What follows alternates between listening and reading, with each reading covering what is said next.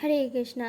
2026 সালের আংশিক গ্রাস চন্দ্রগ্রহণ কবে এবং এই চন্দ্রগ্রহণের বিধিনিষেধ এবং গ্রহণের সময়সূচি এই ভিডিওতে প্রদান করব, তাই ভিডিওটি শেষ পর্যন্ত আমাদের সাথে থাকবেন। 2026 সালের শেষ চন্দ্রগ্রহণ হতে যাচ্ছে 28 আগস্ট শুক্রবার। ভারত এবং বাংলাদেশে অদৃশ্য থাকবে এই আংশিক গ্রাস চন্দ্রগ্রহণ।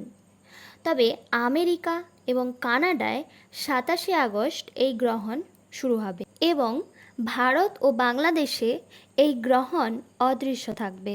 আংশিক গ্রাস চন্দ্রগ্রহণের গ্রাসমান 0.935।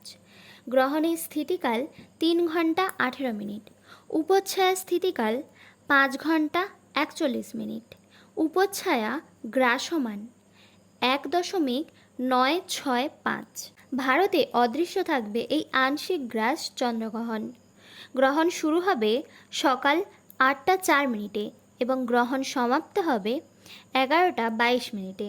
উপচ্ছায়া স্পর্শ করবে সকাল 6টা 52 মিনিটে এবং উপচ্ছায়া মুখ্য হবে 12টা 33 মিনিটে। বাংলাদেশেও অদৃশ্য থাকবে এই আংশিক গ্রাস চন্দ্রগ্রহণ। গ্রহণ শুরু 8টা 34 মিনিটে এবং গ্রহণ সমাপ্তি সকাল 11টা 52 মিনিটে এবং উপচ্ছায়া স্পর্শ করবে সকাল 7টা 22 মিনিটে এবং উপচ্ছায়া মুখ্য হবে 12টা 3 মিনিটে।